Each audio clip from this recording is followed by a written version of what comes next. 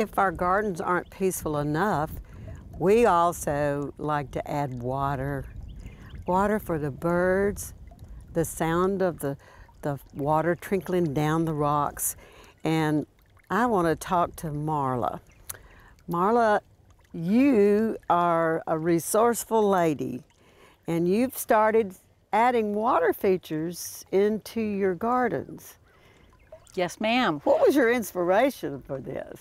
Well, we actually have a creek running through the front of our property, and I've always wanted a pond. I grew up in the country and we had ponds, and so I thought I could bring that sound into the garden, the trickling sound of the water. Yes. It is very soothing, and it's close enough that I can come out into my garden and I can sit and listen to that sound and enjoy the nature's creatures that like to come and visit the garden. Yes, and you know, when I look down upon this, the first thing that inspires me, this is something I can do. Exactly. This does not take a backhoe to dig. No. You just inserted, it looks like a pond liner, a small liner into it. But there's something else you've incorporated into this water feature that makes it feasible. My garden is way away from my house, so there is no electricity out here. And so what better way than to harvest the sunshine and use a little solar fountain or a little solar pump. It's easy for anybody to install. You can find them relatively inexpensive. All you'll do is you plug in your pump to a hose and set up your water garden, and it can be as little or as large as you like it to be. And you just have it circulating here. And of course I know that you and I have a problem picking up rocks and putting them in our pockets, don't we?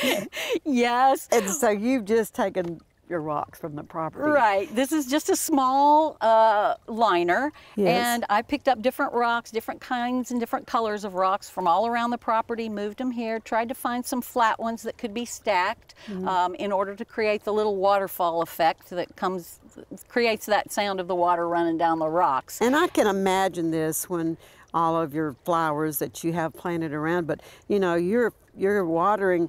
The butterflies have to have water, the bees have to have water, the birds have to have water. Right. And you get the satisfaction of knowing you've helped them. Exactly right. Well, I like the concept here.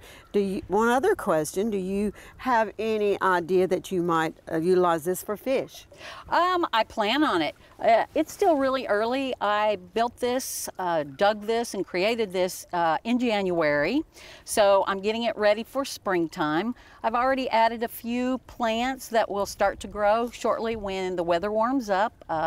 Some water lilies, pickerel rush, I planted a spearmint plant. I see that. That it grows wild down in my creek. So what better place? Put it down in here.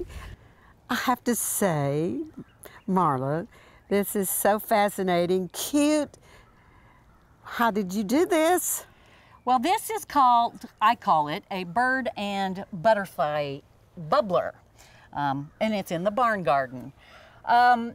Actually, I had seen a picture and I thought, how sweet to create something that the birds and the butterflies can bathe in, something at their level where they're protected down here in this area. And so I thought, I can do this. So it creates the illusion that the water, where is the water coming from? Exactly. But now, you didn't find a rock that had a little teeny hole. What did you do? Okay. Well, first of all, there is a basin down below the ground. Oh. And so you dug a hole. I dug a hole. Okay. I dug a hole, entered the basin down into the ground, sunk it into the ground. Exactly. Sunk it into the ground. And then I piled rock. What I did is I had a screen to put over the top, cut a hole in the middle of the screen, and put my pump down below, and then ran the pump or the tubing up through the rock. Now, yes, you have to drill a hole in the rock.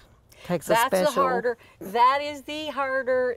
hard part of the process. And you put that screen to filter out debris from clogging your pump? It's the screen is actually a place to be able to set the rocks on. Oh. So that they don't fall down in your water. So you're going to put the screen over the top.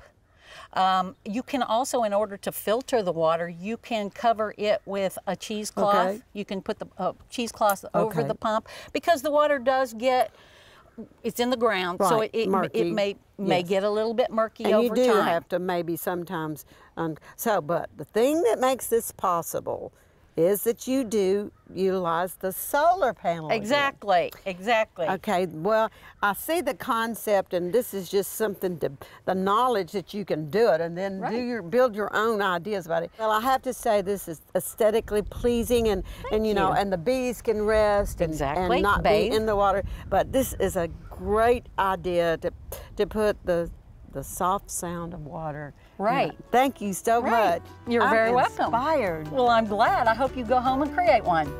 Maybe. For inspiring garden tours, growing tips, and garden projects, visit our website at volunteergardener.org or on YouTube at the Volunteer Gardener channel, and like us on Facebook.